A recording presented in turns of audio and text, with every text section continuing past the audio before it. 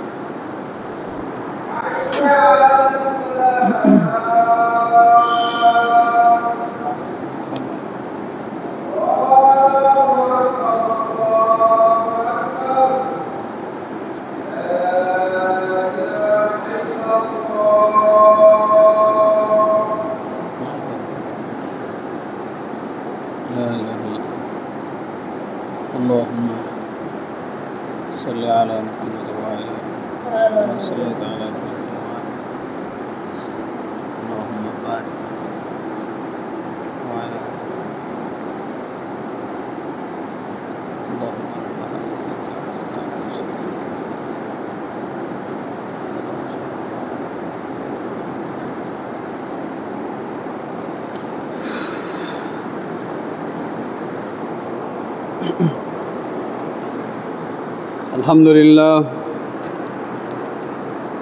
الحمد لله نحمده ونستعينه ونستغفره ونؤمن به ونتوكل عليه ونعوذ بالله من شرور أنفسنا ومن سيئات أعمالنا من يهده الله فلا مضل له ومن يضلله فلا هادي له ونشهد أن لا إله إلا الله وحده لا شريك له ونشهد أن محمدًا عبده ورسوله أما بعد فإن خير الحديث كتاب الله وخير الهدى هدى محمد صلى الله عليه وسلم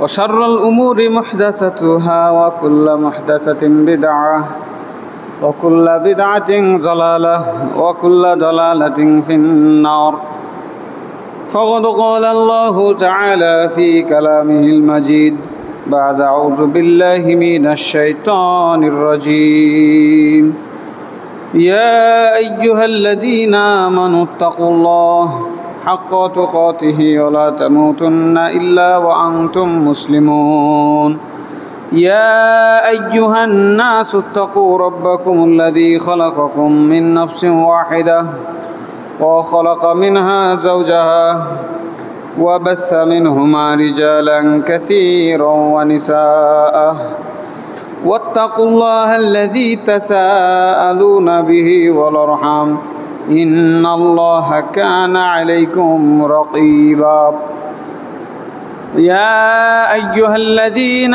آمنوا اتقوا الله وقولوا قولا سديدا يصلح لكم أعمالكم ويغفر لكم ذنوبكم ومن يطع الله ورسوله فقد فاز فوزا عظيما قال سبحانه وتعالى أعوذ بالله من الشيطان الرجيم بسم الله الرحمن الرحيم قاف والقرآن المجيد بل عجبوا أن جاءهم منذر منهم فقال الكافرون هذا شيء عجيب أإذا متنا وكنا ترابا ذلك رجع بعيد قد علمنا ما تنقص الأرض منهم وعندنا كتاب حفيظ بل كذبوا بالحق لما جاءهم فهم في أمر مريج أفلم ينظروا إلى السماء فوقهم كيف بنيناها وزيناها وما لها من فروج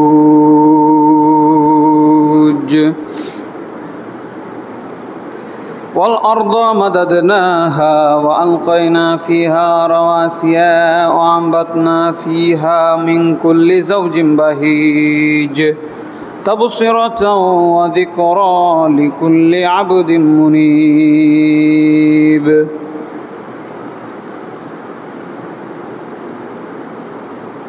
ونزلنا من السماء ماء مباركا فأنبتنا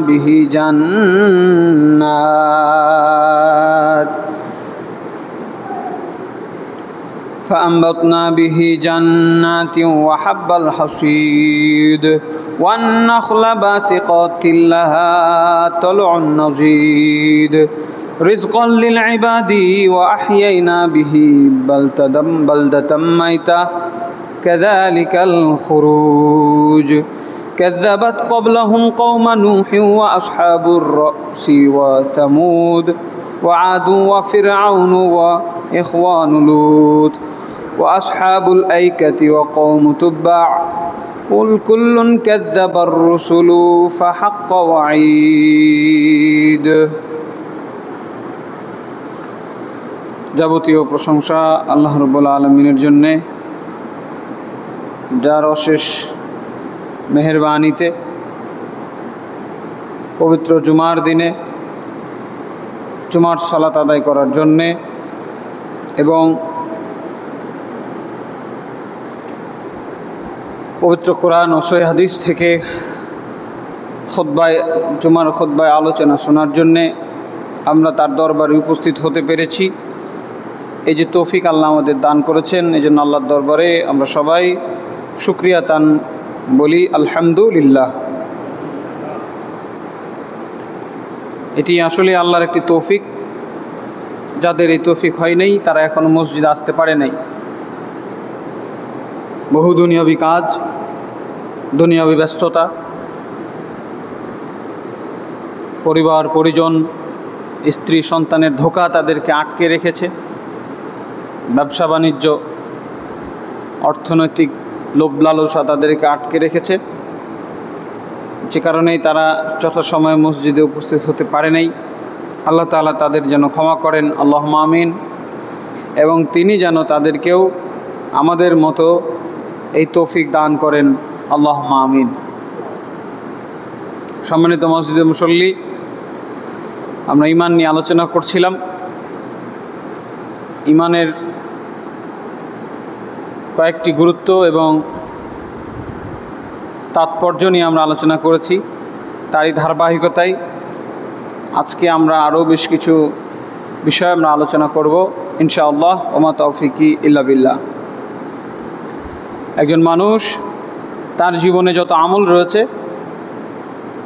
কলবের আমল, দৈহিক আমল এবং আর্থিক আমল, কলবের আমল ঈমান, ইখলাস, মুহাব্বত, দৈহিক আমল সালাত, সিয়াম এবং আরও অনেক আমল রয়েছে। আর্থিক আমল দান সাদাকা এবং হজ এমন একটি আমল যেখানে অর্থ এবং শারীরিক পরিশ্রম উভয়টির প্রয়োজন রয়েছে। এর মধ্যে সবথেকে উত্তম আমল হিসেবে বিবেচনা করা হয় কলবের এই ঈমান। আবু হুরায়রা রাদিয়াল্লাহু আনহু হতে বর্ণিত, রাসূল সাল্লাল্লাহু আলাইহি ওয়াসাল্লামকে জিজ্ঞাসা করা হলো কোন কাজটি সব থেকে উত্তম। তিনি বললেন, ঈমানু বিল্লাহি ওয়া রাসূলিহি। এই পৃথিবীতে সব থেকে উত্তম আমল হচ্ছে আল্লাহকে এবং রাসূলকে বিশ্বাস করা, আল্লাহর উপরে ঈমান, রাসূলের উপরে ঈমান ঠিক করা। কিলা সুম্মা মাযা, এরপরে বলা হলো তারপর কোনটি? ক্বালা আল জিহাদু ফি সাবিলিল্লাহ, তিনি বললেন এরপরে হচ্ছে আল্লাহর রাস্তায় জিহাদ করা, যুদ্ধ করা, সংগ্রাম করা, প্রচেষ্টা করা, সর্বাত্মক চেষ্টা করা। কিলা সুম্মা মাযা, এরপরে তিনি বললেন তারপরে কোনটি? এরপরে তাকে জিজ্ঞাসা করা হলো এরপর কোন আমলটি উত্তম? তিনি বললেন ক্বালা হজ্জু মাবরুর, কবুল হজ। অপর এক হাদিসে আসছে আল হজ্জু মাবরুরুন লাইসা লাহু জাযাউন ইল্লাল জান্নাহ, কেউ যদি হজ্জে মাবরুর করতে পারে, কবুল হজ যদি কেউ করতে পারে, তার প্রতিদান জান্নাত ছাড়া আর কিছুই নয়। সুবহানাল্লাহ। বুখারী হাদিস নাম্বার 26, মুসলিম হাদিস নাম্বার 83। আব্দুল ইবনে আবু কাতাদা রাহমাতুল্লাহ আলাইহি তার পিতার সূত্রে বর্ণনা করছেন, তিনি তার পিতা কাতাদা রাদিয়াল্লাহু আনহুকে বর্ণনা করতে শুনেছেন যে রাসূল সাল্লাল্লাহু আলাইহি ওয়াসাল্লাম কোনো এক সময় তাদের মাঝে দাঁড়ালেন।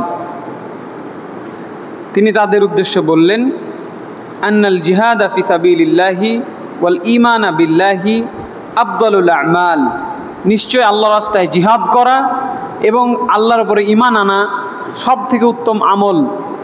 একজন মানুষের জীবনে যত আমল রয়েছে, এই সকল আমলের তালিকা করলে তার মধ্যে সব থেকে উত্তম আমল হবে আল্লাহর রাস্তায় জিহাদ করা, ঈমানকে ঠিক করা।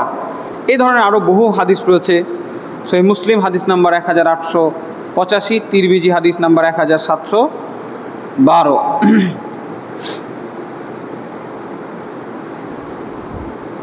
এরপরে আরও একটি হাদিস আবু হুরায়রা রাদিয়াল্লাহু আনহু বর্ণিত, তিনি বলেন রাসূল সাল্লাল্লাহু আলাইহি ওয়াসাল্লাম বলেছেন যে এই কোরআনের মধ্যে সূরা নামলের 89 আর 90 নম্বর আয়াতকে কেন্দ্র করে আল্লাহ রাসূল সাল্লাল্লাহু আলাইহি ওয়াসাল্লাম বলছেন, আয়াত দুটা পাঠ করছেন, মান জাআ বিল হাসানাতি ফালাহু খায়রুম মিনহা ক্বালা হিয়া লা ইলাহা ইল্লাল্লাহ, কেউ যদি আল্লাহর কাছে নেক আমল নিয়ে, নেকি নিয়ে হাজির হয়, আল্লাহ সুবহানাহু ওয়া তাআলা তাকে তার থেকে উত্তম প্রতিদান দান করবেন, সে উত্তম প্রতিদান পাবে। সূরা নামল আয়াত নম্বর 89।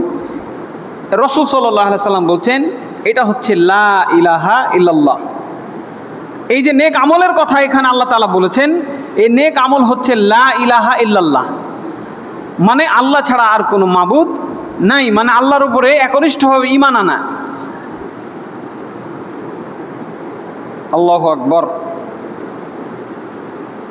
কোরআনে আয়াত নাজিল করে লা ইলাহা ইল্লাল্লাহর গুরুত্ব বুঝিয়ে দেওয়া হয়েছে। কেউ যদি লা ইলাহা ইল্লাল্লাহ ঠিকঠাকভাবে নিয়ে যায় তাহলে আল্লাহ তাকে উত্তম প্রতিদান দিবেন। ওমান জাআ বিসাইয়্যাতি ফাকুব্বাত উজুহুহুম ফিন্নার ক্বালা হিয়া আশ-শিরক।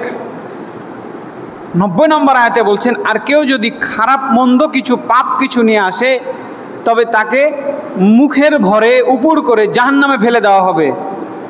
নাউজুবিল্লাহ। তিনি বললেন এটা হচ্ছে শিরক। তাহলে কেউ যদি নেকির কাজ করে জান্নাত, আর যদি গুনাহ করে তো জাহান্নাম। আল্লাহ রসুল এই আয়াতের ব্যাখ্যায় বললেন নেকি বলতে লা ইলাহা ইল্লাল্লাহ, আর গুনাহ মানে শিরিক করা। এই আয়াতে এটাই বোঝানো হয়েছে, লা ইলাহা ইল্লাল্লাহ।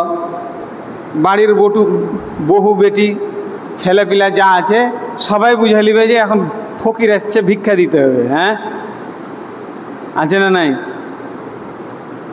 লা ইলাহা ইল্লাল্লাহ, দুটা ভিক দে মাগে। এই যে লা ইলাহা ইল্লাল্লাহর চর্চা আমাদের সমাজে চলমান রয়েছে, সেজন্য আমরা লা ইলাহা ইল্লাল্লাহর বাস্তব অর্থ এবং মর্ম বুঝি না। এই লা ইলাহা ইল্লাল্লাহ বলার কারণে নবী মুহাম্মদ সাল্লাল্লাহু আলাইহি ওয়াসাল্লামকে তার নিজ মাতৃভূমি জন্মভূমি থেকে বিতাড়িত করা হয়েছিল এবং বহু সাহাবীকে নির্যাতন করে হত্যা করা হয়েছে। বহু সাহাবীকে নির্যাতন করা হয়েছে, তারা বেঁচে গেছেন আলহামদুলিল্লাহ।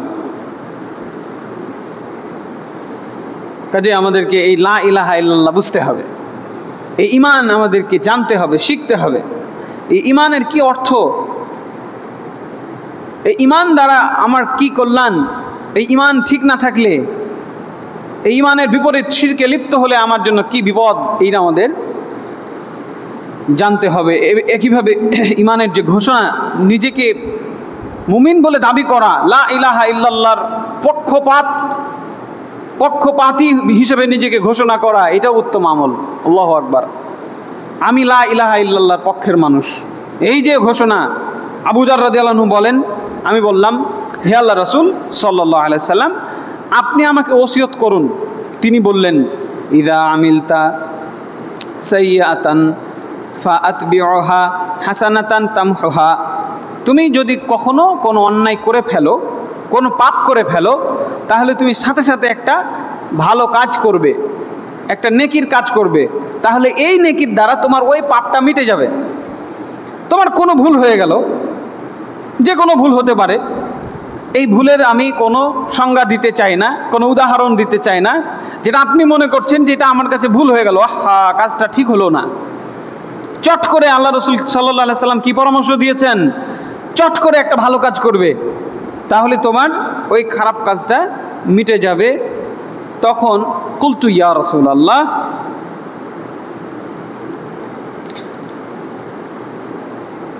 আমিনাল হাসানাতি লা ইলাহা ইল্লাল্লাহ, হে আল্লাহ রাসূল, আমি যদি তখন লা ইলাহা ইল্লাল্লাহ বলি, এটা কি নেকির কাজ হবে? তখন তিনি বললেন, হিয়া আফদালুল হাসানাত, এটা নেকির মধ্যে সব থেকে বড় নেকির কাজ। সুবহানাল্লাহ। মানে যে কোনো ভুল হলো, কোনো বেপর্দা নারীর দিকে চোখ পড়ে গেছে, আপনি চক্ষু নামিয়ে নেন, এরপরে বলেন লা ইলাহা ইল্লাল্লাহ, ভুল হয়ে গেছে, আপনি ওই পাপ থেকে মুক্তি পেয়ে যাবেন। যে কোনো অন্যায়, এখানে কোনো সংজ্ঞা দেওয়া হয় নাই, শুধুমাত্র বিভিন্ন হাদিস থেকে যেটা আমরা বুঝতে পারি, এটা হাদিস হচ্ছে আহমদ, হাদিস নম্বর 21525। আমরা যেমন বুঝতে পারি যে যখন কোনো কবিরা গুনাহ হয়ে যাবে, তখন ওইটার সাথে তওবা হচ্ছে শর্ত, ইখলাসের সাথে তওবা করতে হবে, তা না হলে কবিরা গুনাহ মাফ হবে না। আর আরেকটা বিষয় আছে, যদি মানুষের সাথে জড়িত পাপ হয়, বান্দার হাক্কুল ইবাদ নষ্ট করে থাকেন, জমি জায়গা দখল করে থাকেন, চুরি করে থাকেন, প্রতারণা করে থাকেন, মানুষকে আঘাত করে থাকেন, মুখ দিয়ে হোক হাত দিয়ে হোক, তাহলে তার কাছে মাপ চাইতে হবে, তা না হলে ক্ষমা হবে না। শুধু লা ইলাহা ইল্লাল্লাহ জিকির করে লাভ হবে না, ঠিক আছে?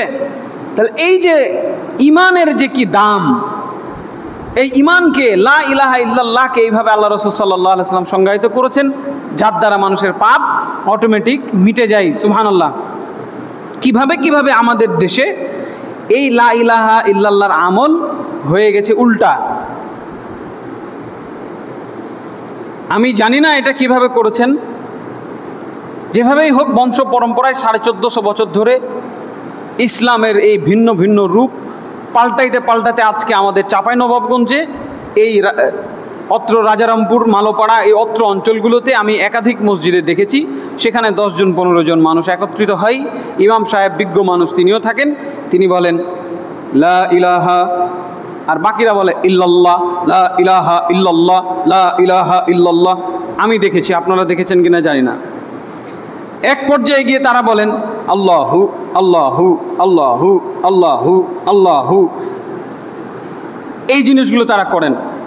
আমি প্রশ্ন রেখে যেতে চাই, নবী মুহাম্মদ সাল্লাল্লাহু আলাইহি সাল্লাম, যিনি ঈমান নিয়ে এতগুলো সুন্দর সুন্দর কথা বললেন, যিনি লা ইলাহা ইল্লাল্লাহর ব্যাখ্যা এত সুন্দরভাবে এতগুলো দিলেন, তিনি তার সাহাবায়ে কেরামকে নিয়ে এইভাবে গোল করে বসে তিনি বলছেন লা ইলাহা, আর সাহাবায়ে কেরাম বলছেন ইল্লাল্লাহ। এই ধরনের কথাবার্তা কোথাও আছে কিনা, এইটা আমি বলে গেলাম খোঁজার জন্য। যদি খুঁজে পান তাহলে আপনি আমল করবেন এবং আমাকেও একটু দিবেন, যাতে আমরা সেগুলো দেখে প্রচার করতে পারি। আর যদি খুঁজে না পান, এই যে মন গড়া ইবাদত, নিজের মন থেকে নিজের মনে হইল লা ইলাহা ইল্লাল্লাহর এত গুরুত্ব, কাজে আসুন আমরা সবাই মিলে লা ইলাহা ইল্লাল্লাহর জিকির করি, অন্তর কলব পরিষ্কার করি। এইভাবে কলব পরিষ্কার করার নিয়ম রাসূল মুহাম্মদ সাল্লাল্লাহু আলাইহি সাল্লাম শিখিয়েছেন কিনা আপনাকে জানতে হবে। যদি না শিখিয়ে থাকেন, তাহলে এই আমলটাই আপনার জন্য আখেরাতে ক্ষতির কারণ হয়ে দাঁড়াতে পারে। কাজে লা ইলাহা ইল্লাল্লাহ এটা হচ্ছে অনুধাবনের বিষয়, এটা হচ্ছে বলার বিষয়। ঠিক মক্কার বুকে যখন ওই মসজিদুল হারামের চত্বরে আশপাশে লাত, মানাত, উজ্জা, হোবাল, এই কাবা ঘরের মধ্যে মূর্তিগুলোকে ঢুকায় রাখা হয়েছিল। সেখানে গিয়ে বলতে পারা লা ইলাহা ইল্লাল্লাহ, এটা ছিল সব থেকে বড় আমল। যেমন আজকে, যেমন 16 বছর শাসকের সামনে হক কথা বলা ছিল বিপদ, যেমন আজকেও বর্তমান শাসকের কাছে গিয়ে হক কথা বলাও বিপদ রয়েছে।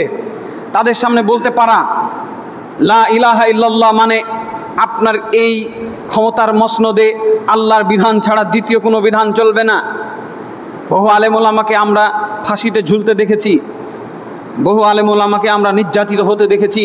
তারা শুধুমাত্র শাসককে বলেছে আল্লাহর আইন মাফিক এই বাংলার জমিনকে ঢেলে সাজাতে হবে, এই সংসদ ভবন থেকে আল্লাহর আইন বিরোধী কোনো আইন পাস হবে না। এগুলো ব্যাখ্যা, এগুলো বিস্তর কথাবার্তা।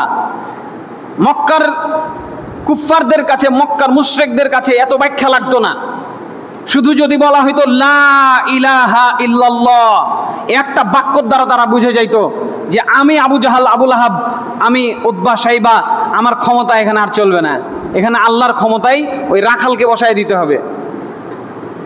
নবী মুহাম্মদ সাল্লাল্লাহু আলাইহি ওয়াসাল্লাম তিনি একদিন বলছেন, এমন কোনো নবী এই পৃথিবীতে আসে নাই যে গরুর রাখালি, যে ছাগল চড়াই নাই, ছাগলের রাখালগিরি করে নাই।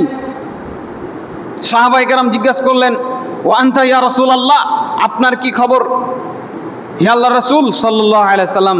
তিনি বললেন, আমিও মক্কার মুশরিকদের, কুরাইশদের ছাগল চড়াইতাম মাত্র কয়েক পয়সার বিনিময়ে। আল্লাহু আকবার। ওই মুসা আলাইহিস সালাম তার হাতে একটা লাঠি ছিল। আল্লাহ বলছেন, তোমার হাতে এটা কি গো? তিনি বলছেন, এটা লাঠি, এটা দিয়ে আমি গাছের পাতা ছিঁড়ে ওই ছাগলকে খাওয়াই। তার মানে মুসা আলাইহিস সালামও ছাগল চড়াতেন। কোরআন বলছে এই আবু জাহাল এই বাংলার শাসকদের থেকে বড় শাসক ছিল, আরবের শাসক। সে লা ইলাহা ইল্লাল্লাহ শুনলে বুঝে যাইতো এই রাখাল এখন আমার উপরে কর্তৃত্ব করবে। সে বলবে আবু জাহাল, তার নাম আবু জাহাল ছিল না, আবুল হাকাম ছিল। হে আবুল হাকাম, এইটা করো, এটা করবা না, এটা করা যাবে না, এটা করতে হবে, নামাজ পড়তে হবে, রোজা করতে হবে, দান করতে হবে, ইয়েতিমকে সম্মান করতে হবে, গলা ধাক্কা দেওয়া যাবে না, হ্যাঁ, ফকির মিসকিনের সাথে নাকি ভালো আচরণ করতে হবে, তার সাথে নাকি এক প্লেটে বসে খাইতে হবে। এই দাম্ভিকতা, এই অহংকার, সে বুঝে গেছে লা ইলাহা ইল্লাল্লাহ মেনে নিলে এ সব চুরমার হয়ে যাবে, আমি তাদের কাতারে চলে যাব। মানতে পারে নাই। আজও যদি এই বাংলার শাসককে আপনি এটা বুঝায় বলতে পারেন যে লা ইলাহা ইল্লাল্লাহ মানে এইটা, তাহলে আপনার মুখেও লা ইলাহা ইল্লাল্লাহ শুনলে আপনার উপরে নির্যাতনে ছড়ি ঘুরবে। সে যে শাসকই হোক, সে যে শাসকই হোক, বাংলার জমিনে আজ পর্যন্ত স্বাধীন হওয়ার পর থেকে এমন কোনো শাসক আসে নেই যে লা ইলাহা ইল্লাল্লাহকে বুঝেছে এবং লা ইলাহা ইল্লাল্লাহকে গ্রহণ করেছে। একজন শাসক আসে নাই 1971 সাল থেকে নিয়ে আজ 2025 সাল পর্যন্ত, একজনও না, নান, নট আ সিঙ্গল, একজনও না। কাজেই কেন আমাদের আলেম ওলামা লা ইলাহা ইল্লাল্লাহ বলে শিখাই দিয়েছে যে ইমাম সাহেব বসে বসে বলবেন লা ইলাহা, মুসল্লিরা বলবে ইল্লাল্লাহ, লা ইলাহা ইল্লাল্লাহ। এই লা ইলাহা ইল্লাল্লাহ যেদিন থেকে এই মুসলমানকে শিখিয়ে দেওয়া হয়েছে, সেদিন থেকে এদেশের শাসকরা তাদের উপরে শক্ত হয়ে বসে গেছে যে তোরা মসজিদের ভিতরে থাকবি, লা ইলাহা ইল্লাল্লাহ জিকির করবি, তোদের কাজ শেষ। মাস গেলে 10,000 15,000 বেতন পাবি, বউ বাচ্চা নিয়ে খাবি। খুতবার মেম্বারে দাঁড়ায় পটর পটর কথা বলা তোর জন্য যাবে না। ঠিক আছে? কাজেই হে মসজিদের মুসল্লি ভাই বোন, যে লা ইলাহা ইল্লাল্লাহর গুরুত্ব আল্লাহ রাব্বুল আলামিন এত দিয়েছেন, আল্লাহ রাসূল সাল্লাল্লাহু আলাইহি সাল্লাম এত দিয়েছেন, সেই লা ইলাহা ইল্লাল্লাহকে প্রকৃতার্থে আমাদের অনুধাবন করতে হবে। তার গুরুত্ব এবং ফজিলত আমাদেরকে বুঝতে হবে। ঈমান, লা ইলাহা ইল্লাল্লাহ এমন এক বাক্য, ঈমান এমন এক বিষয়, এই ঈমান যখন আপনার ভেতরে ঢুকে যাবে, ঈমানের মাধ্যমে অন্তরের মধ্যে ভালোবাসার সৃষ্টি হয়ে যাবে। আল্লাহ রাব্বুল আলামিন একজন মুমিনের অন্তরে আরেকজন মুমিন, একজন লা ইলাহা ইল্লাল্লাহ বলা ব্যক্তির অন্তরে আরেকজন লা ইলাহা ইল্লাল্লাহ বলা ব্যক্তির প্রতি মুহাব্বত, ভালোবাসা সৃষ্টি করে দিবেন। মনোযোগ দিয়ে শুনুন, কথাটা খুবই গুরুত্বপূর্ণ। আপনার লা ইলাহা ইল্লাল্লাহ যদি সঠিক হয়ে থাকে, আপনার হৃদয়ে যদি লা ইলাহা ইল্লাল্লাহ ঢুকে থাকে, সত্যিকার মুমিন যদি আপনি হইতে পারি, তাহলে সামনে উপবিষ্ট, সামনে দাঁড়ানো প্রত্যেকটা মুমিনের প্রতি অটোমেটিক ভালোবাসা আমার হৃদয়ে চলে আসবে। আল্লাহ রাব্বুল আলামিন বলছেন, ইন্নাল্লাযীনা আমানু ওয়া আমিলুস সালিহাতি সায়াজআলু লাহুমুর রহমানু উদ্দা। নিশ্চয়ই যারা ঈমান আনে, নেকির কাজ করে, তাদের জন্য দয়াময় আল্লাহ সৃষ্টি করে দেন পরস্পরের মধ্যে ভালোবাসা। সূরা মারিয়াম আয়াত নাম্বার 96। কাজে আপনি যদি একজন মুমিন হয়ে আরেকজন মুমিনের প্রতি হিংসা রাখেন, ঘৃণা রাখেন, ভালোবাসতে না পারেন, পছন্দ করতে না পারেন, বুঝতে হবে ইমানে খলল রয়েছে, ইমানের মধ্যে ভেজাল রয়েছে। যদি নিজের ইমান ঠিক থাকে, আরেকজন মুমিনের প্রতি ভালোবাসা আল্লাহ সৃষ্টি করে দিবেন, সুবহানাল্লাহ। আর যদি ইমান না ঠিক থাকে, তাহলে মুমিন হয়ে মুমিনকে ভালোবাসতে আমরা পারবো না। একজন মুমিন আরেকজন মুমিনকে কষ্ট দেয় তখনই যখন তার ইমানে ঘাটতি চলে আসে।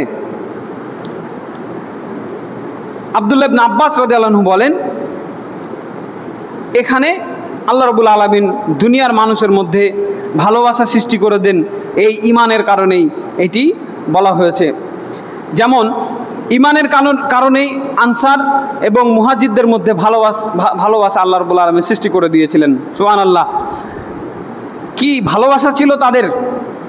যখন তারা ঘরবাড়ি ছেড়ে দিয়ে মক্কা থেকে মদিনায় আসলেন, মদিনায় এক সাহাবী বলছেন যে আমার এই কয়টা স্ত্রী আছে, আপনি বলেন কোনটা আপনার পছন্দ, আমি তালাক দিয়ে দিচ্ছি, আপনি তাকে বিয়ে করেন। আল্লাহু আকবার! ভাবতেই পারবেন না, আপনার মাথাতেই আসবে না।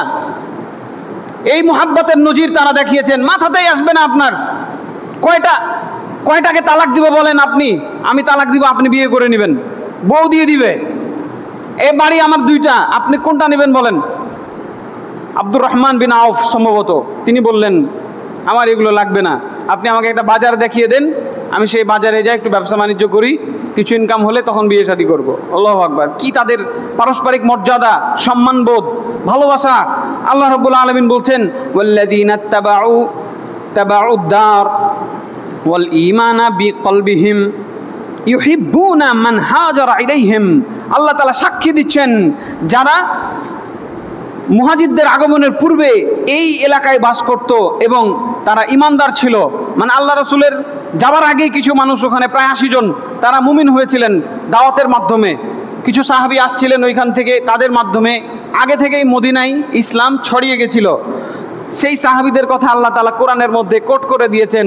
তাদের কাছে যখন মুহাজিররা আসলো, তারা তাদেরকে ভালোবাসতো, সুবহানাল্লাহ। এই ভালোবাসা আমাদের পরস্পর মুমিনে রাখতে হবে, এটা হলো ইমানের দাবি। ওই যে গত জুমায় বলেছিলাম, ইমান বলতে আমরা বুঝি, ইমানের আরবি অর্থ আমাদের কাছে নাই, বাংলা অর্থ আছে। ইমান মানে বিশ্বাস, ইমান মানে একজন আরেকজনের বিশ্বাস ঠিক রাখা। না রাখতে পারলে আমরা বলি যে বেঈমানি করলো, এতটুক বুঝেছি আমরা। কিন্তু এই বেঈমানি মানে যে আল্লাহর সাথে বেঈমানি, এই বেঈমানের যে মৃত্যু হলে জানাজা হবে না, এই বেঈমানের মৃত্যু হলে যে তার সম্পত্তিতে তার সন্তান, সে যে এই বেঈমানের বাপ মারা গেলে যে সে তার বাপের সম্পত্তিতে ভাগ পাবে না, এই জিনিসগুলো আমরা বুঝি না। আমরা বেঈমানি বলতে একটা গালি ব্যবহার করে থাকি, গালি বুঝেছি। কিন্তু দেখেন ইমান, আল্লাহু আকবার! এই ইমানের জন্য আল্লাহ রাব্বুল আলামিন তাদের পরস্পরের মধ্যে ভালোবাসা সৃষ্টি করে দিয়েছিলেন। ওয়ালা ইয়াজিদুনা ফি সুদুরিহিম হাজাতাম মিম্মা উতু। আর মুহাজিরদেরকে আল্লাহ রাসূল সাল্লাল্লাহু আলাইহি সাল্লাম বেশি বেশি দান করতেন। এই যেহেতু তাদের অবস্থা ছিল একটু দরিদ্র, তারা সব ছেড়ে আসছে, তো তাদেরকে যখন যুদ্ধলব্ধ কিছু সম্পদ থেকে দেওয়া হইল, তাদের ভিতরে কোনো হিংসা কাজ করতো না। আল্লাহু আকবার! তাদেরকে তারাই তো নিজেই দিতে চাচ্ছে, আমার বাড়ি নিয়ে নাও। আর আমাদের কি হাল অবস্থা আজকে! যদি বাস্তব অভিজ্ঞতা থেকে বলছি, কোনো একজন মুসল্লি কোনো একটা বিশেষ প্রয়োজনে যদি মনে করেন যে মসজিদের মুসল্লিকে আমি খাওয়াবো, আজকে প্যাকেট নিয়ে আসবেন, এবং মা বোনদের হাল অবস্থা আরও খারাপ। ওই গেটে একজন দাঁড়াবেন, এই গেটে একজন দাঁড়াবেন, সকল খাবার লুটে পুটে নিয়ে যাবে, লুটে পুটে নিবে, মনে করবে আমি মনে হয় পাবো না। এই চোখ তার সাক্ষী, এই হাত তার সাক্ষী, এই আমাদের ঈমান। এক প্যাকেট খাবারের জন্য আমরা বিক্রি হয়ে যাই। একটা মানুষ নিয়ে আসছে, 100 জন মুসল্লি বা 200 জন মুসল্লি আছেন, উনি হয়তো 150 প্যাকেট নিয়ে আসছেন, মানে 50 জন পাবেন না। যারা ভদ্র হবেন, মুমিন হবেন, তারা আগে পেছনে দাঁড়ায় যাবেন, যে আগের ভাইরা নিক, পাইলে বাঁচলে আমি নিব। এর যে ঈমানের পরিচয়, অন্যকে প্রাধান্য দেওয়া। আল্লাহ রাব্বুল আলামিন কি বললেন? ওয়ায়ুসিরুনা আলা আনফুসিহিম ওয়ালাউ কানা বিহিম খাসাসা। এই মুহাজ্জিরগণ, এই আনসারগণ একজন আরেকজনকে প্রাধান্য দিতেন, যদিও নিজেরই অভাব ছিল। আল্লাহু আকবার। নিজেরই কাপড় নাই, নিজের পেটে খাবার নাই, তারপরে আরেকজনকে প্রাধান্য দিত। ওমান ইউকাশ শুহা নাফসিহি ফাউলাইকা হুমুল মুফলিহুন। এই অন্তরের এই যে কৃপণতা, এই যে ছোটলোকি, এই যে অভদ্রতা থেকে যাকে মুক্ত করা হয়েছে, সেই হলো সফল কাম। সুবহানাল্লাহ। সূরা হাসর আয়াত নম্বর 9। এখানে একটা সাহাবীর খুব দারুণ মজার একটা গল্প আছে, বুখারী এবং মুসলিমে হাদিসটি বর্ণিত হয়েছে। আন্না রাজুলান, আবু হুরায়রা রাদিয়াল্লাহু আনহু থেকে বর্ণিত, আন্না রাজুলান আতা নবী সাল্লাল্লাহু আলাইহি ওয়াসাল্লাম ফাবাআথা ইলা নিসাইহি ফাকুলনা মা মা'ানা ইল্লাল মা। একজন খুব দরিদ্র মানুষ আল্লাহ রাসূলের কাছে এসে বলছেন যে আমার খুব ক্ষুধা লেগেছে। ক্ষুধার্ত মানুষ, ক্ষুধার জ্বালাই তিনি বলছেন খুব ক্ষুধা লেগেছে আমার। আল্লাহ রাসূল তার স্ত্রীর কাছে সংবাদ পাঠালে স্ত্রী পাল্টা সংবাদ পাঠিয়ে বলছেন বাড়িতে পানি ছাড়া কিছু নাই। হে নেমোখারাম মুসলমান, ভালো করে কান পেতে শুনে নেন, আল্লাহ রাসূলের বাড়িতে পানি ছাড়া কিছু নাই। আজকে আমার ফ্রিজ ভর্তি খাবার, আল্লাহু আকবার, তাও স্বামী স্ত্রীতে প্রতিদিন ঝগড়া চলে, এটা নাই ওটা নাই, এটা চেয়ে পাই না ওটা চেয়ে পাই না। আল্লাহ রাসূল বলছে তিনি জানেন না তার বাসায় খাবার নেই, তারপরেও স্ত্রীর কাছে পাঠিয়েছেন যদি একাড্ডু কিছু থাকে। তিনি বললেন পানি ছাড়া বাড়িতে আর কিছু নাই। আল্লাহ রাসূল সাল্লাল্লাহু আলাইহি ওয়াসাল্লাম এই ক্ষুধার্ত মানুষটাকে কি বলবেন বুঝে পাচ্ছেন না, সাহাবায়ে কেরামকে বললেন, ফাকালা রাসূলুল্লাহ সাল্লাল্লাহু আলাইহি ওয়াসাল্লাম মাই ইয়াদুম্মু আও ইউদিফু হাদা। কে আছো এই লোকটাকে বাড়ি নিয়ে যাবা গো, একটু খাবার দাবার দিবা, কে আছো তোমাদের মধ্যে? ফাকালা রাজুলুন মিনাল আনসারি আনা। একজন রাসূলের আনসারি সাহাবী বলছে হে আল্লাহ রাসূল আমাকে দেন দায়িত্ব, আমি নিয়ে যাব। ফানতালাকা বিহি ইলা ইমরাআতিহি ফাকালা আকরিম দাইফা রাসূলুল্লাহি সাল্লাল্লাহু আলাইহি ওয়াসাল্লাম। বাড়ি গিয়ে বউকে বলছে আল্লাহ রাসূলের মেহমান পেয়েছি, নিয়ে চলে আসছি, যা পারো সম্মান করার করো। বউ বলছে কি কাম করেছেন, বাড়িতে তো বাচ্চার সমান খাবার আছে, আমাদের সমানই খাবার নাই। তাও তো কান্নাকাটি করছে, ওই বাচ্চার সমান দুটা খাবার আছে, আমাদের সমান খাবার জুটবে না। তিনি বললেন দেখো প্রদীপ জ্বালাও, বাচ্চাটাকে চেষ্টা করো ঘুম পাড়িয়ে দাও। বাচ্চাটাকে ঘুম পাড়িয়ে দিলেন। ঘুম পাড়িয়ে দেওয়ার পরে বউ বলছে মেহমান তো আমাদের সাথে না বসে খাবে না, মেহমানের সামনে কিভাবে আপনি না খেয়ে থাকবেন আর মেহমানকে কি দিবেন, আপনি কি খাবেন? তিনি বুদ্ধি শিখিয়ে দিলেন। বুদ্ধি করে মেহমানকে খাবার দেওয়ার আগে ওই চেরাগ মোমবাতি ঠিক করার নাম করে সেটাকে বন্ধ করে দিলেন। বাড়ি অন্ধকার হয়ে গেল। সেই অন্ধকার কুঠুরির ভিতরে স্বামী স্ত্রী মিথ্যা দিয়ে খাবার ভান করছেন, ওই পাতে ঠক ঠক করছে যাতে মেহমান বুঝতে না পারে। মেহমানকে তারা খাওয়ালেন, খাওয়াই দিয়ে বিদায় করে দিলেন। আল্লাহ রাব্বুল আলামিন খুশি হয়ে গেলেন তাদের এই আমল। আল্লাহু আকবার।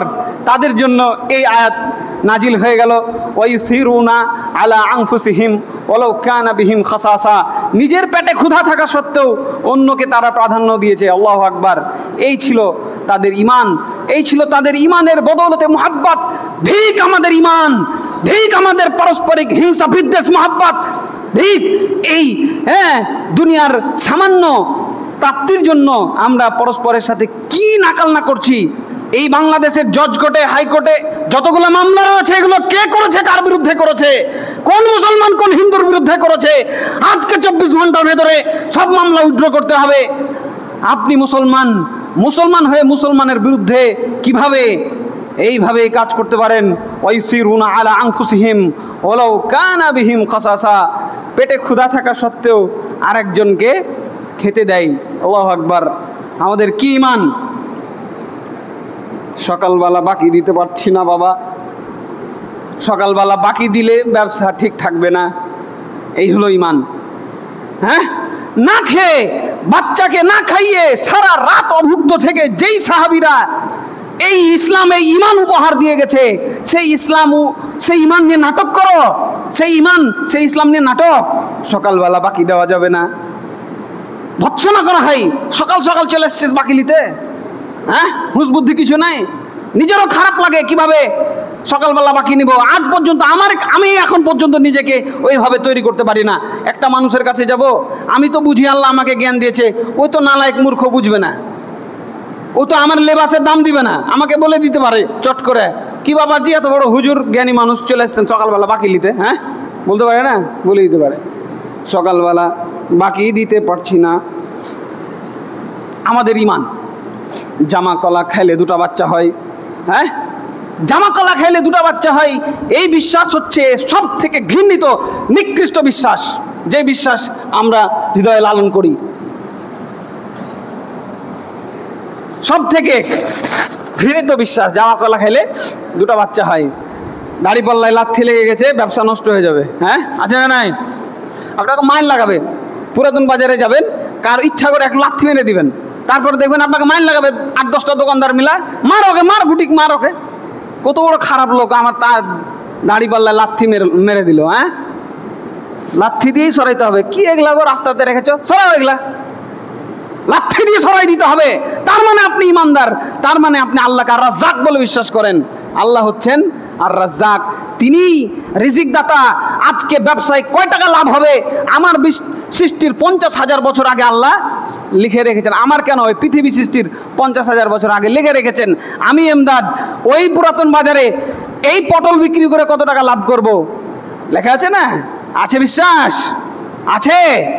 যদি এই বিশ্বাস থেকে না থাকে, এই নামাজ, এই রোজা, এই হজ, এই যাকাত, এই কপালে সিজদার দাগ কোনো উপকারে আসবে না। সামনের চাকায় লাথি মারলে, হ্যাঁ, দুর্ঘটনা হয়ে যাবে, গাড়ি অ্যাক্সিডেন্ট করবে, আছে না নাই? না বানায় বলছি? সামনের চাকায় যদি লাথি লাগে 3বার সালাম কর। মানে ওই আল্লাহ, ওই নবী, ওই ইসলাম নিয়ে আসছে, ওই ইসলাম নাজিল করেছে, ওই শিখাবে মানুষকে। ওর যে একটা আল্লাহ আছে, ওর যে একটা নবী আছে, এই হুঁশ ওর নাই। আরে আগা চাকায় লাথি লাগলে হলো কি, সমস্যা কি? ও তো প্লাস্টিকের জিনিস, রাবারের জিনিস, লেগে গেছে। কি ক্ষমতা তার রয়েছে যে সে গাড়ি অ্যাক্সিডেন্ট করে দেবে? একটা লাথি লেগে গেল। এই জন্য এই সমস্ত কুসংস্কার থেকে আমাদেরকে বের হয়ে আসতে হবে। ধানের উপর আছে যে যারা ধান চাষ করেন, কি বলে, গৃহস্থ বলে, ম্যাক্সিমাম হয়তো গৃহস্থ আছেন। ধানের উপর দিয়ে জুতা পায়ে দিয়ে হাঁটা যায় না, কুলক্ষ না। কোন ঘরের বেটি লেসছিস রে বা? জ্ঞান বুদ্ধি কিছুই না, আর বাপ শিখিয়ে পাঠাইতে পারেনি। আপনার মেয়েকে শিখাই দিবেন, তুই ওই স্যান্ডেল জুতা পরেই তুই ধানের উপরে হাঁটবি, হ্যাঁ? কি বলে বলুক, তাকে শিখাইতে হবে। এই কাজ করবেন, তখন সে প্রশ্ন করবে, সেদিন সে জানতে পারবে, সেদিন তাকে ধরে নিয়ে আসবেন এই মসজিদে খুতবা শোনার জন্য। তার ঈমান ইনশাল্লাহ আমরা পরিষ্কার করে দিব। তার ঈমান আল্লাহর উপরে রাখো বাবা। এই ধানের কোনো ঈমান নাই, এ ধান খেয়েই তুমি মরতে পারো। এ ধানের কি মূল্য রয়েছে? এ ধান কে আপনাকে বলে দিল যে ধানের উপর দিয়ে জুতা পায়ে দিয়ে হাঁটা যাবে না? কে বলে দিল আপনাকে? কার থেকে আপনি শিখে নিলেন এই ধরনের নোংরা কথাবার্তা, নিকৃষ্ট নাপাক কথাবার্তা, যেগুলো আল্লাহও বলে নাই, আল্লাহর নবীও বলে নাই? কাজেই ওই ঈমানে ফিরে আসতে হবে। ওয়ালাউ কানা বিহিম খাসাসা, নিজের পেটে ক্ষুধা থাকলে ওই ঈমান আপনাকে তাড়া করবে। আমার ভাই ক্ষুধার্ত, আমার রাসূল আমাকে বলেছে, আমার এই মেহমানকে কে কি খাওয়াতে পারো, বাসায় নিয়ে গিয়ে নিজের খাবার না থাকলেও ওইখান থেকে ছেলের মুখের আহার কেড়ে নিয়ে তাকে খাওয়াইতে হবে। একটা ছেলে নিয়ে সারাটা জীবন অতিষ্ঠ আপনার, একটা মাত্র ছেলে, কোনোদিন শান্তি পেলাম না, সারা জীবন অশান্তি। ধিক আপনার এই শান্তির খোঁজ, বরং শান্তির খোঁজ এখানে। যদি আমি ঈমান নিয়ে যদি বেঁচে থাকতে পারি, যদি ঈমান নিয়ে মারা যেতে পারি, এটাই হলো জীবনের সব থেকে বড় শান্তি। আজকে ঈমান আছে আপনার, আপনি বলতে পারছেন লা ইলাহা ইল্লাল্লাহ, আপনি বলতে পারছেন আল্লাহ ছাড়া আর কোনো ইলাহ নেই, সত্য মাবুদ নাই, এটাই আপনার কাছে বড় পাওয়া হওয়া উচিত ছিল, যেমনটি আল্লাহ রাসূল তার সাহাবীদের কাছে ছিল। তারা মনে করতেন আমি যদি লা ইলাহা ইল্লাল্লাহ বলতে পারি তাহলে আমার জীবনটা সার্থক। 12 বছর ধরে আল্লাহ রাসূল একটাই দাওয়াত দিয়েছেন, কুলু লা ইলাহা ইল্লাল্লাহ তুফলিহু। এই ঈমানের দাওয়াত, লা ইলাহা ইল্লাল্লাহ বলো তোমরা সফল কাম হয়ে যাও। শুধু লা ইলাহা ইল্লাল্লাহ, আল্লাহু আকবার। ওই লা ইলাহা ইল্লাল্লাহর চর্চা আমাদের আনতে হবে। আর লা ইলাহা ইল্লাল্লাহ দুটা ভিক্ষা দে মাগে, এই চর্চা বের করতে হবে সমাজ থেকে। বাড়ি গিয়ে খুঁজে খুঁজে ভিক্ষুককে ভিক্ষা দিয়ে আসতে হবে, মিসকিনের খবর রাখতে হবে, কে খেতে পায় না, সে আপনার বাড়ির সামনে এসে লা ইলাহা ইল্লাল্লাহ দুটা ভিক দে মাগে। তাকে বুঝান এই লা ইলাহা ইল্লাল্লাহর কালেমা ভিক্ষা করার কালেমা নয়, এই লা ইলাহা ইল্লাল্লাহর কালেমা সংসদ ভবন দখল করার কালেমা। সরে যাও তুমি এখান থেকে, এটা মুসলমানের দেশ, এই দেশ মুসলমান শাসন করবে লা ইলাহা ইল্লাল্লাহ দিয়ে। হ্যাঁ, লা ইলাহা ইল্লাল্লাহর চর্চা বন্ধ করতে হবে মসজিদে মসজিদে। যেখানে ইমাম সাহেব বলে লা ইলাহা, মুসল্লিরা বলে ইল্লাল্লাহ, এই চর্চা বন্ধ করতে হবে। এই চর্চার জন্য এই লা ইলাহা ইল্লাল্লাহ আসে নাই। এই লা ইলাহা ইল্লাল্লাহ নিজে নিজে বলবেন, যখনই অন্যায় হবে তখন বলবেন লা ইলাহা ইল্লাল্লাহ, আপনার অন্যায় আপনার পাপ মিটে যাবে। নতুন কোনো চর্চা, নতুন কোনো সিস্টেম কেউ চালু করতে পারবেন না। লা ইলাহা ইল্লাল্লাহ এটার প্রত্যেকটা অক্ষরের যে ওজন রয়েছে, সে ওজন আমাকে আপনাকে বুঝতে হবে। এই লা ইলাহা ইল্লাল্লাহর অর্থ হচ্ছে নামাজ পড়া। আপনি নামাজ বাদ দিয়ে দিব্যি দোকানে বসে আড্ডা মারছেন। আমি যখন মসজিদে আসছি হাজারো দোকানে ব্যবসা বাণিজ্য চলছে, এই লা ইলাহা ইল্লাল্লাহ তারা বুঝে নাই। আল্লাহ তাআলা বলেছেন ইজা নুদিয়া লিসসালাতি মিন ইয়াউমিল জুমআতি ফাসআউ ইলা যিকরিল্লাহি ওয়া যারুল বাই। যখন আজান দেওয়া হবে ব্যবসা ছেড়ে দিয়ে মসজিদে আসতে হবে। আপনি আসেন নাই মানে আল্লাহকে কাঁচকলা দেখাচ্ছেন। কি বুঝেছেন আপনি? এই লা ইলাহা ইল্লাল্লাহর চর্চা পাল্টাইতে হবে আপনাকে। লা ইলাহা ইল্লাল্লাহর মালিক আমাকে ডাক দিয়েছে, আশহাদু আল্লা ইলাহা ইল্লাল্লাহ আপনার কানে ঢোকার পরেও আপনি এখনো বসে আছেন, এখনো আপনি গল্প করছেন, এখনো আপনি ব্যবসা বাণিজ্য করছেন, তার মানে আপনি লা ইলাহা ইল্লাল্লাহ বুঝেন নাই, অথবা বুঝে সুঝে আপনি আল্লাহর সাথে বেঈমানি নাফরমানি করছেন। খবরদার, আর এই কাজ কখনো করবেন না। আজকে তওবা করুন। আল্লাহ যা করেছি ভুল করেছি, এতদিন বুঝতে পারিনি যে লা ইলাহা ইল্লাল্লাহ এত ভারী জিনিস। লা ইলাহা ইল্লাল্লাহ ওই জালসার মাহফিলে জিকির করার জন্য নয়। লা ইলাহা ইল্লাল্লাহকে বলে অর্ধেক বলে চা খেয়ে নেবে হুজুর, ওই জন্য লা ইলাহা ইল্লাল্লাহ আসে নাই। হুজুরের একটা লা ইলাহা ইল্লাল্লাহতে ওই ডক্টর ইউনূসের মসনদ তত্তর করে কাঁপবে। আল্লাহ রাসূল লা ইলাহা ইল্লাল্লাহ লিখে চিঠি পাঠিয়েছে ওই বড় বড় বাদশার কাছে, বাদশার তক্তা কেঁপে গেছে, বাপ রে বাপ মুহাম্মদ আসছে, ছেড়ে দাও গদি তাকে। আর যার একটু বেশি সাহস ছিল সামনে গেছে, সবকে হত্যা করে ফেলেছে আল্লাহ রাসূল, একটাকেও রাখে নাই। আসলিম তাসলাম, হয় লা ইলাহা ইল্লাল্লাহ মেনে নিবি, গর্দান উড়াই দেব, না হলে। এই হচ্ছে লা ইলাহা ইল্লাল্লাহ। বলেন কি আপনি?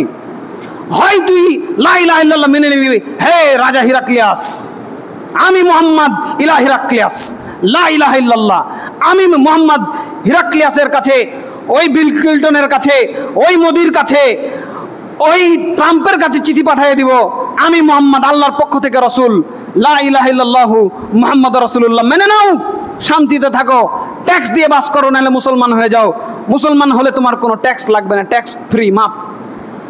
আর যদি মুসলমান না হও, ট্যাক্স দিয়ে বাস করো, আর না হলে যুদ্ধের জন্য প্রস্তুতি নাও। এই ছিল তাদের লা ইলাহা ইল্লাল্লাহ। আর আমাদের লা ইলাহা ইল্লাল্লাহ কি? লা ইলাহা ইল্লাল্লাহ। আমারও গলা ভেঙে গেছে, হুজুরেরও গলা ভেঙে যায়, চা দাও গো। হ্যাঁ, লা ইলাহা ইল্লাল্লাহ, জোরে জোরে লা ইলাহা ইল্লাল্লাহ, আছে না নাই? এই চর্চা বন্ধ করতে হবে। প্রত্যেক মসজিদ সভাপতিকে, প্রত্যেক জালসা সভাপতিকে বলতে হবে, এই লা ইলাহা ইল্লাল্লাহর ব্যাখ্যা করে যাবেন। 10টা হাদিস হলো বলে যাবেন। এই লা ইলাহা ইল্লাল্লাহর জন্য খাব্বাব বিন আল আরাতের কি ঘটনা ঘটেছিল এটা বর্ণনা করে যাবেন। এই লা ইলাহা ইল্লাল্লাহ দিয়ে আমি আমার পরিবারকে কিভাবে সাজাবো, আমার সমাজকে, আমার মসজিদকে, আমার রাষ্ট্রকে কিভাবে সাজাবো সেটা বলে যাবেন। লা ইলাহা ইল্লাল্লাহর জিকির এখানে করবেন না। লা ইলাহা ইল্লাল্লাহর জিকির কোথায় হবে? নিজের কলবের ভেতরে নিজে নিজে বলবেন।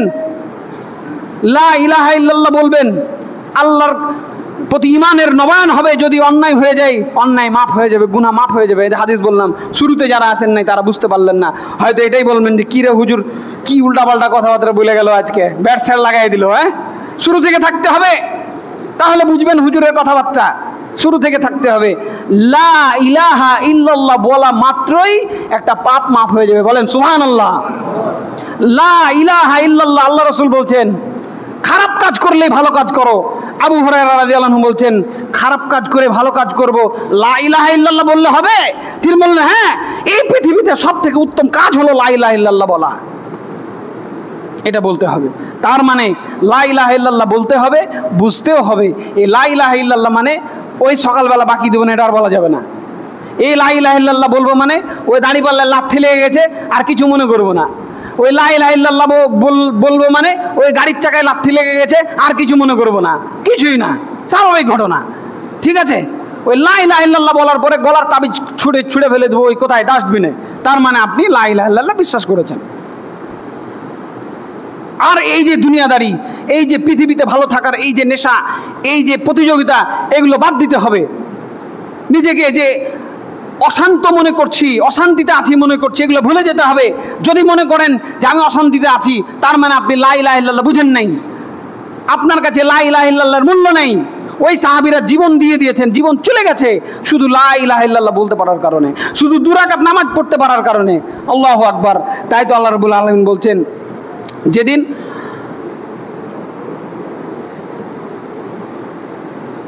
আল্লাহ তার গোছা উন্মুক্ত করে দিবেন,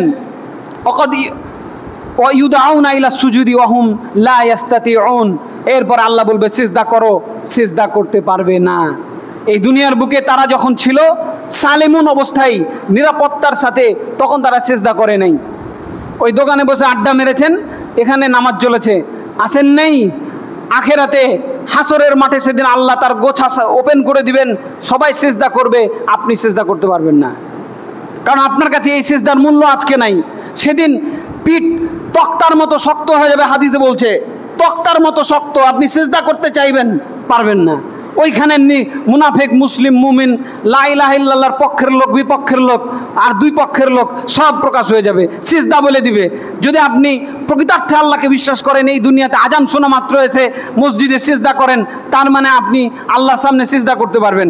আর এখানে যদি ভণ্ডামি করেন, যদি না আসেন, আর আসলেও যদি লোক দেখানো হয়, ওখানে যে আর পারবেন না, পিঠ শক্ত হয়ে যাবে। এইরকম ফাযারহুম ওয়া মান ইউকাযযিবু বিহাযাল হাদিস, ছেড়ে দেন হে নবী মুহাম্মদ সাল্লাল্লাহু আলাইহি সাল্লাম, আমাকে, আমি আল্লাহকে ছেড়ে দেন ওই সমস্ত লোকের সাথে যারা এতগুলা কথা শোনার পরেও, এই কোরআনের বাণী শোনার পরেও মুখ ফিরিয়ে আছে, অস্বীকার করছে, বিশ্বাস করে না আমার কথাগুলা। আমি যা বললাম এই মসজিদ থেকে বের হয়ে যাওয়ার পরে, আমার কথাগুলো আল্লাহর কথা, যেগুলো আল্লাহর কথা, কোরআনের আয়াত আমি উল্লেখ করেছি, ওইখান দিয়ে বের হয়ে কান ঘুচড়ে ফেলে দিবে। ওয়াযারহুম ওয়া মান ইউকাযযিবু ওয়াযারনি ওয়া মান ইউকাযযিবু বিহাযাল হাদিস সানাস্তাদরিজুহুম মিন হাইসু লা ইয়ালামুন, তাদেরকে তাদের জানার বাইরে আমি তাদেরকে ইচ্ছামতো শাস্তি দিব, জানে না তাকে কি শাস্তি আমি দিব। আল্লাহকে ভয় করুন। ওয়ায়ুমলি লাহুম, ঢিল দিয়ে রেখেছি খালি, চাইলে রাতারাতি এমন বেকায়দায় ফেলে দিতে পারে, আল্লাহ আল্লাহ করে তখন আর কুল পাবেন না। আছে না নাই? খুব বাহাদুরি দেখাচ্ছেন, 5 বার বমি আর 2 বার টয়লেট লাগলে আল্লাহ আল্লাহ শুরু হয়ে যাবে, আল্লাহ আল্লাহ আল্লাহ, আর উপায় নাই। ইউমলি লাহুম, আমি ঢিল দিয়ে রেখেছি। আল্লাহ রাব্বুল আলামিন আমাদেরকে ইমানের এই যে বাস্তবতা, তা বুঝার তৌফিক দান করেন। আল্লাহুম্মা আমিন। প্রকৃতার্থে মুমিন হয়ে পরস্পরকে ভালোবেসে নিজের উপরে অন্যকে প্রাধান্য দেওয়ার তৌফিক দান করেন। আল্লাহুম্মা আমিন। ওয়া আকুলু কওলি হাযা ওয়া আস্তাগফিরুল্লাহ লি ওয়া লাকুম ওয়া লিসাইরিল মুসলিমিন ফাস্তাগফিরুহু ইন্নাহু হুয়াল গফুরুর রাহিম।